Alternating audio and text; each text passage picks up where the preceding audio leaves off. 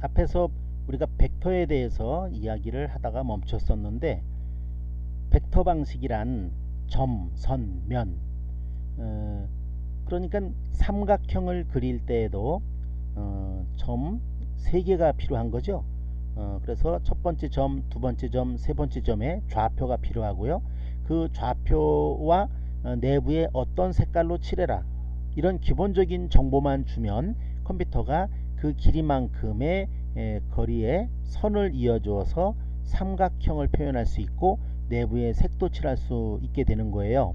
그러므로 이 삼각형이라고 하는 도형을 그냥 간단하게 좌표값만을 가지고 표현할 수 있는 거죠. 왜냐하면 저 삼각형을 점 하나하나마다 모조리 저장하게 만들었다면 굉장히 많은 용량이 필요했을 거 아닙니까? 그런데 x1, y1, 뭐 z1 이렇게 좌표만 가지고 도형을 표시할 수 있다 그러면 훨씬 더 효율적으로 정보를 관리할 수 있게 되는 거예요. 또한 장점은 뭐냐면 저것은 시작점으로부터 끝점까지의 선을 이어서 그린 것이기 때문에 아무리 확대를 해도 경계선이 이렇게 깨지는 현상이 발생하지 않죠. 그래서 정교한 그러한 이 그림을 그리되 대신에 색상 표현은 정교하지 못합니다. 그래서 이런 것들은 도면을 그린다든지 설계도 같은 거, 이런 것은 적절하지만 이런 사진을 찍은 그런 그림들을 저장하는 데는 마땅하진 않죠. 그래서 이런 벡터 방식으로 표현하는 그런 포맷이 있는데요. 그런 포맷들은 그 AI, 이거는 이제 일러스트레이터 파일을 저장할 때 쓰는 겁니다. 그래서 일러스트레이터는 포토샵과 일러스트레이터는 어도비라고 하는 회사에서 만든 제품이기 때문에 어도비 일러스트레이터, 그래서 AI, 앞글자를 따서 AI 포맷이라고 하고요. 그 다음에 이제 EPS라는 포맷도 있습니다. 이것도 이제 일러스트레이터 파일을 벡터 방식으로 저장할 때 쓰는 그러한 포맷이고요. WMF라는 그러한 윈도우스 메타 파일도 가지고 있죠. 등등 여러 종류의 벡터 방식을 표현하는 그런 확장자가 있다는 겁니다.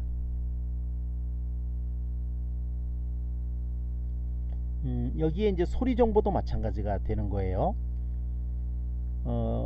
그림은 카메라를 연상을 하기 때문에 우리가 일반적인 자연물을 촬영을 해서 그것을 각각의 위치마다 점으로 색깔을 표현하게 되면 그것을 2차원 판에다가 모아놨을 때 그림이 되는 거죠. 그러니까 이미지를 형상화시킬 수가 있어요. 우리가 쉽게 이해할 수도 있겠고, 그렇지만 소리 정보는 어떻습니까?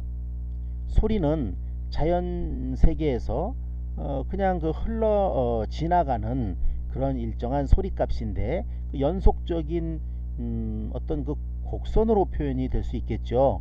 음성의 높낮이에 따라서 또 소리의 크기에 따라서 이게 이제 아날로그 곡선을 그리고 있을 거예요.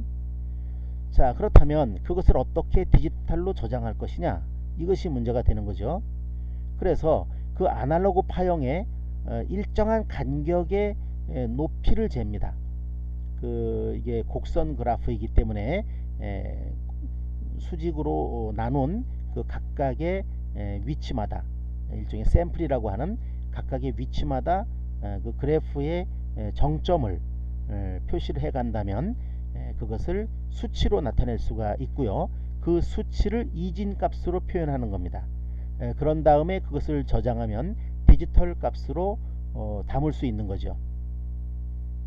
그래서 여기서는 설명으로는 이렇죠. 파동 곡선에 촘촘히 점을 찍어서 점의 값을 표현하자. 그 다음에 점을 촘촘히 찍을수록 원래의 파동 곡선과 비슷한 형태가 되므로 음질이 좋아지겠다.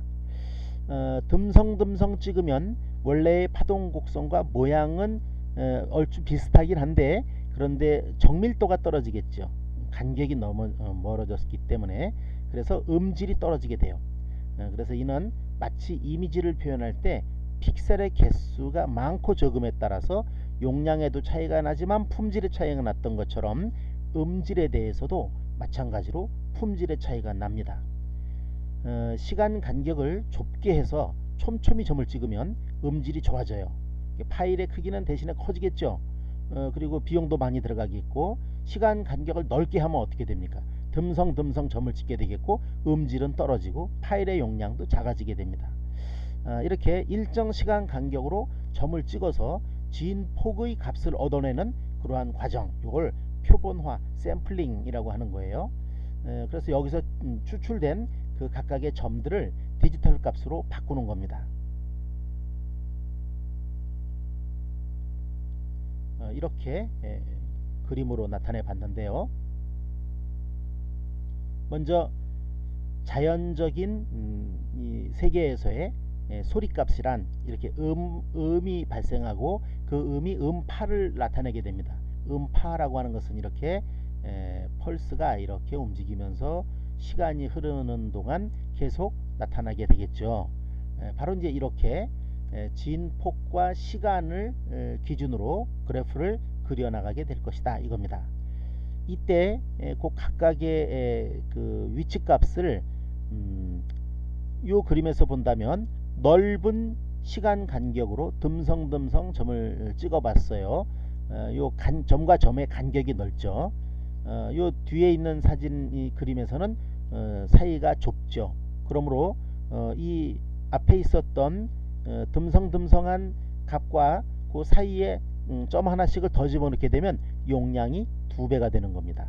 그러니까 음질을 조금 더 좋게 한다는 것은 용량이 2배가 된다. 더 좋게 한다면 4배가 되고, 더 좋게 한다면 8배가 되고, 16배, 32배, 이렇게 점점점 2배씩 불어나는 거예요. 그러니까 용량을 음질의 값을 조금 더 좋게 한다는 것이 생각처럼 조금만 더 노력하면 되는 것이 아니라 2배씩의 더 많은 자원이 필요하게 되는 거죠. 먼저 그 진폭과 시간 간격 사이에서 그 높이 값이 나타나게 되겠죠. 그 높이 값을 측정합니다. 그러면 0, 1, 2, 3, 4, 5, 6 쭉 눈금에서 2, 8, 7, 1 뭐 이런 식으로 또 그 각각의 점마다 위치 값을 나타내게 될 수 있어요. 그 위치 값을 이진수로 바꾸는 거죠. 그렇게 해서 코드로 만들면 저장이 됩니다. 나중에 재생할 때는 그 높낮이의 값이 들어있던 것과 거기에다가 음색이라고 하는 걸 더 입혀야 됩니다. 왜냐하면 소리값마다 그냥 좌표만 가지고 되는 것이 아니고 그 음색이라고 하는 또 다른 정보가 들어가야 되겠죠. 그래야 이게 그 악기 소리라든지 이런 것도 그 특성의 그 악기의 특색 있는 값이 그대로 재생돼야 되는 것이기 때문에 그렇죠. 그래서 여러분들 교재에서도 참고로 본다면 이렇습니다. 소리 정보 표현은 59쪽에 나와 있는데요. 여기서 보면 그래프가 크기와 시간 간격으로 이렇게 변해가고 그 각각을 일정한 간격으로 나누어서 그 각각의 칸을 표본이라고 하는 거예요. 표본을 나누어서 그 크기 관계의 높이를 수치값으로 바꿉니다. 이런 것을 양자화라고 해요. 양자화한 것을 숫자로 이진값으로 또 바꾸죠. 이것을 코드화라고 합니다. 코드로 바꾼 다음에 그것을 저장하면 디지털로 저장을 시킬 수 있는 거죠. 음질을 높이고 싶으면 그 표본의 개수를 늘리면 됩니다. 그러니까 표본의 간격을 더 잘게 나누게 되면 그 교과서의 세 번째 그림처럼 이렇게 촘촘하게 되겠고, 물론 촘촘하기 때문에 값을 저장하는 것도 그만큼 비율적으로 늘어나게 되겠죠. 그래서 소리값을 표현하는 그러한 방법으로 소리 확장자라고 하는 것인데, 웨이브 파일을 담는 WAV, 그 다음에 모션 픽처를 저장하는 그런 MP3, 우리가 이제 그 MP3 파일이라고 음악 파일을 저장하고 쓰고 하는 그런 포맷이 있죠. 바로 이제 그 파일을 말하는 거고요. 그 다음에 신디사이저라든지 이렇게 그 디지털 음악을 저장하는 그러한 기법으로 MID라는 것이 있습니다. 뮤지컬 인스트루먼트 디지털 인터페이스라는 MIDI, MIDI, MIDI 파일을 저장하는 그러한 확장자로 MID가 있는 거예요. 이것은 예를 들면 음악의 그 각종 그 음계표라든지 속도, 음계표의 길이 이런 것들을 또는 뭐 옥타브 값이라든지 이런 걸 전부 수학적 값으로 대치해서 표현할 수가 있어요. 그것을 컴퓨터에 저장했다가 재생하면 되는 거죠. 물론 재생할 때 그것을 여러 악기 소리로 재생해 낸다고 한다면 오케스트라 연주도 가능한 거예요. 바로 이렇게 소리 확장자 값으로 저장하는 기법이 있습니다. 마찬가지로 소리는 4차원 공간에서 흘러가는, 그러니까 그걸 4차원이라고 하는 거죠. 공간만 나눠서 말을 하면 그거는 3차원인데 거기에다가 시간이 흘러가는 것까지 포함시켰기 때문에 4차원이 되는 거예요. 그러니까 소리는 어때요? 음악이나 소리나 이런 것들은 시간의 흐름에 따라서 변해가고 있죠. 그러므로 4차원 정보라고 하는 겁니다. 그런 4차원 정보를 표현할 때 웨이브, mp3, 미디 파일 등등으로 나타낼 수 있었던 것처럼 그림은 어때요? 그림도 시간에 따라서 변하는 그림은 이건 동영상이라고 하잖아요. 그 동영상도 마찬가지로 4차원적인 요소입니다. 그래서 3차원 그 3D 모델링이라든지 아니면 2차원 화면의 값을 시간의 흐름에 따라서 변화시켜야 되기 때문에 동영상 확장자도 마찬가지로 MPEG 파일을 씁니다. 이거는 이제 모션 픽처 익스퍼트 그룹에서 만든 그러한 그 확장자인데요. MPEG 또는 뭐 줄여서 MPG 이렇게 얘기합니다. AVI 파일도 있는데요. 오디오, 비디오, 인터리브. 그래서 오디오와 비디오를 동시에 한꺼번에 저장한 이러한 파일이 되겠습니다. 다른 것들은 비디오 파일 따로, 오디오 파일 따로 따로따로 관리를 하고 그것을 두 가지를 섞어서 합체해서 그 컴퓨터에서 재생해내는 거예요. 그러면 오디오와 비디오가 동시에 나오는 그러한 파일을 형성할 수가 있는데 이 AVI 파일은 그걸 오디오와 비디오를 하나의 파일 안에 같이 집어넣어서 포맷하는 그러한 방법입니다. 그 다음에 모션 픽처 4라고 그래서 MP4도 있고요. 보통 동영상을 놓고 봤을 때 동영상이 정지된 영상이 시간차에 따라서 여러 장 비춰짐으로써 우리가 동영상처럼 보는 거 아닙니까? 만화 영화 같이 이렇게 이런 것들은 1초에 15프레임에서 30프레임을 실행시키게 됩니다. 보통 사람의 눈에 잔상이 남는데 그 잔상이 남는 시간차가 16분의 1초예요. 그러니까 16장의 사진을 1초 동안에 지나보내게 되면 인간의 눈에서는 그 잔상이 계속 남아있다가 연결되기 때문에 마치 움직이는 그림처럼 보이게 되는 거죠. 그래서 인간들이 최초로 영화라고 하는 것을 만들어내지 않습니까? 그 각각의 사진들을 연속적으로 돌려봄으로써 움직이는 영상을 만들어내는 거예요. 마찬가지로 컴퓨터에서도 각각의 장면을 1초에 15장에서 30장을 보내는 겁니다. 그게 이제 30프레임이라고 표현한 거죠. 보통은 요즘에는 좋은 화질을 확보하기 위해서 1초에 30프레임을 기본으로 사용을 합니다. 그 다음에 음악이라든지 아니면 영화 이런 것을 컴퓨터에 저장했다가 또 컴퓨터에서 그것을 재생해 줄 수 있는 그러한 방법으로 코덱이라고 하는 것을 쓰는데요. 이거는 이제 변환시키는 그 변환자 역할을 하는 거죠. 코드, 디코드, 코드로 바꾸고 그 바꿔진 코드를 다시 되재생해내는 그래서 코드, 디코드 이것을 합성어로 코덱이라고 부르는 거예요. 바로 이제 아날로그 정보를 디지털 정보로 바꿨다가 다시 디지털 정보를 아날로그로 바꾸어서 재생해내는 바로 이런 역할을 하는 그런 프로그램이 되는 거죠.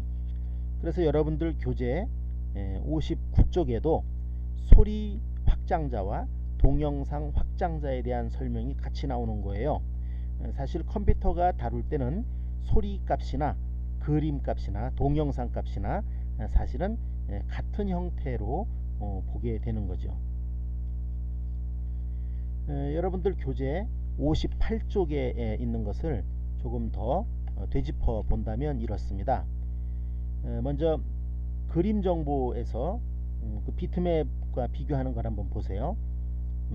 비트맵으로 그 하트 모양이 그려져 있죠. 그것을 컴퓨터로 저장하려면 어때요? 하얀 부분은 0이라 하고 까만 부분을 1이라 한다면 0000, 100000, 1000 이렇게 하게 되면 그 해당되는 칸이 0000 그러면 하얀색이고 1자가 들어있는 데는 까맣게 표시하게 되면 흑백의 그림을 나타낼 수 있겠죠. 마찬가지로 거기에다가 칼라 값을 표현을 한다면, 그러니까 한 칸을 0 또는 1로 표현하는 것이 아니라 한 칸을 칼라 값이 있는 픽셀로 나타내게 된다면, 그러면 RGB 알파 채널 값까지 4바이트 값이 주어지기 때문에 어느 특정한 칼라를 나타낼 수 있을 거 아니에요. 그래서 그 각각의 칸마다 특정한 칼라 값을 저장해 놓고 재생한다면 복잡한 그림도 저장할 수 있게 되는 거죠.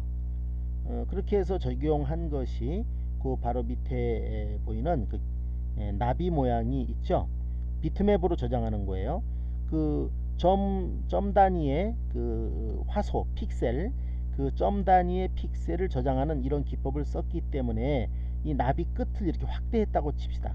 확대하니까 어때요? 그 동그랗게 표시된 안쪽의 그림에서 가장자리가 이렇게 계단 모양처럼 나타나며 흐릿하게 깨지는 현상이 보이죠. 확대를 하면 이렇게 될 수밖에 없을 거 아닙니까? 왜냐하면 점 하나가 네모나게 표시되고 있기 때문에. 그런데 그것을 벡터로 나타낸다면 어때요? 오른쪽 그림에서 나타나죠. 벡터 원, 그 다음에 사각형, 삼각형 이런 그림이 있는데 원을 그릴 때 원을 나타내는 위치마다 점을 기록하고 있다가 나타내는 것이 아니고 XY 좌표 중심점이 있고 그 중심점으로부터 반지름 값이 주어집니다. 그 반지름을 빙그르 돌려서 원을 그리고 내부를 하얀색으로 칠해라, 이렇게 명령을 주게 되면 그냥 XY 좌표 하나하고 반지름 값과 칼라 값이 주어지면 되잖아요. 그러면 나중에 컴퓨터가 그렇게 재생을 해내는 거예요. 그러면 점을 모두 기억했던 비트맵 방식에 비해서 훨씬 더 용량이 줄어들 거 아닙니까? 그리고 깨지는 현상도 없어지겠죠. 왜냐하면 그 곡선, 직선 모든 것을 직접 그린 것이기 때문에 확대를 해도 또 다시 그리기 때문에 깨지지 않죠. 그래서 두 번째 것의 나비에서 노란색 나비를 보면 나비 날개 끝을 보세요. 깨지지 않죠. 왜냐하면 그 각각의 간격마다 컴퓨터는 미세하게 그리고 있기 때문이에요. 그래서 계단 현상이 비트맵에서는 발생하지만 벡터에서는 발생하지 않는다 하는 것이고, 그러니까 그 비트맵에서는 그 대신에 칼라를 섬세하게 나타낼 수 있어요. 그리고 중간 변하는 값들, 그 각각의 값들을 나타낼 점 하나마다 나타낼 수 있지만 벡터의 경우에는 그렇게 못하고 그냥 일정한 영역을 노랗게 칠한다든지 갈색으로 칠한다든지 뭐 이런 식으로 황토색으로 칠한다든지 할 수밖에 없을 거 아닙니까? 이렇게 정교하지 못한 그런 특징도 있어요. 그래서 각각의 장단점을 잘 활용해서 목적에 맞게끔 사용하는 그런 방법을 써야 될 겁니다. 그 다음에 여러분들 그 뒤쪽에 선택활동 내용을 본다면 이렇죠. 문자열 정보와 그림 정보의 디지털 변환 방법에 대해서 알아봐야 되겠고, 그 다음에 소리 정보를 어떻게 디지털로 변환할지 그런 내용이 나와 있죠. 참고로 여러분들 활동을 한번 해보기 바라고요. 다음번 시간에 우리는 이제 본격적으로 자료를 어떻게 표현하는지 그런 자료 분석 단계로 들어가도록 하겠습니다. 자, 자, 오늘은 여기서 마치도록 하지요.